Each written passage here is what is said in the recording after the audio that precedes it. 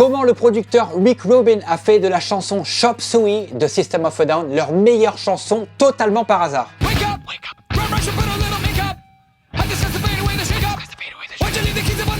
Chop Suey est sorti sur l'album Toxicity. Cet album-là a été produit, comme je viens de te le dire, par Rick Rubin, qui a notamment produit des groupes comme Slayer, Rage Against the Machine, AC/DC, Red Hot Chili Peppers. J'en parle d'ailleurs dans ma vidéo sur Californication des Red Hot Chili Peppers. Je te mettrai le lien vers cette vidéo à la fin de celle-là. Rick Rubin est connu pour être un producteur très difficile à travailler avec. C'est quelqu'un de très dur et très exigeant, avec des méthodes parfois un petit peu discutables et particulières, mais au final, ça reste quand même un producteur de génie. Pendant l'enregistrement de la chanson, le groupe s'est retrouvé confronté à un problème. Ils avaient toute l'instrumental qui était écrit, les paroles du couplet, des refrains, de l'outro qui étaient écrits, tout était fait, mais pendant le pont, ils n'avaient pas de paroles.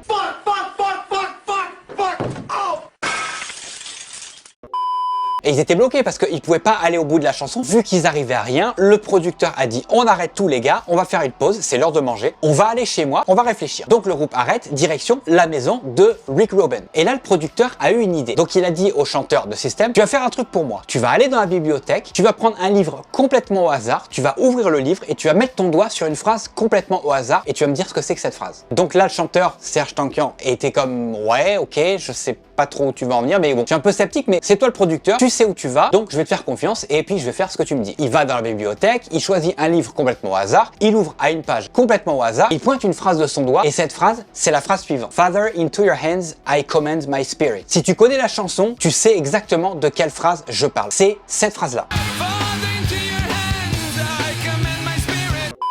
Oui, tu rêves pas, la phrase qu'il a trouvée par hasard, qu'il a pointée du doigt par hasard dans un livre, c'est celle qu'on trouve mot pour mot dans la chanson Dans le pont de Chop Suey. Alors c'est un peu drôle quand il réfléchit parce qu'on dirait vraiment que c'est genre la main de Dieu qui a guidé sa main vers cette phrase-là qui va être utilisée.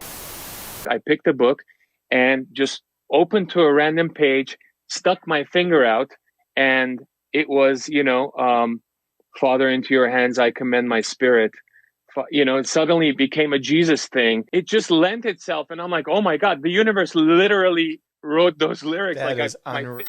Le pont dans Chop Suey, c'est le highlight de la chanson. C'est le moment que tout le monde attend quand ils écoutent la chanson. Et c'est assez drôle de se dire que cette phrase-là a été trouvée complètement par hasard avec une idée un petit peu bizarre. Mais il n'y a pas que ça qui est bizarre dans cette chanson quand tu réfléchis. Déjà, cette phrase-là a aucun rapport avec le reste de la chanson. Je t'invite à lire les paroles. On va pas le faire là maintenant parce que ça va être trop loin puis ça va être chiant. Et tu vas te rendre compte que ce passage-là a un petit peu, au niveau des paroles, aucun rapport avec le reste de la chanson. Mais il n'y a pas que ça de bizarre. La structure même de cette chanson est faite de manière bizarre. Habituellement, dans une chanson traditionnelle, t'as l'intro, t'as un couplet qui est cool, t'as un refrain avec une intensité plus élevée, un couplet qui est cool, un refrain avec une intensité plus élevée, t'as un pont généralement pour faire se tasser un petit peu les choses, puis t'as un dernier refrain qui, là c'est l'explosion, c'est le climax de la chanson. C'est comme ça que pas mal toutes les chansons sont faites. Chop Suey, c'est complètement l'inverse quand tu réfléchis parce que les couplets, l'intensité est plus élevée, les refrains, l'intensité est super cool, deuxième couplet, intensité élevée, deuxième refrain super cool et le pont et l'outro sont là genre. On dirait qu'ils ont pris une structure de chanson normale et ils se sont dit ok, donc une chanson normale c'est supposé être comme ça, ok, nous on va faire ça genre. Tout ça pour dire que les plus grandes chansons sont pas toujours les chansons sur lesquelles il y a eu le plus de travail et des fois c'est pas grand chose qui fait qu'une chanson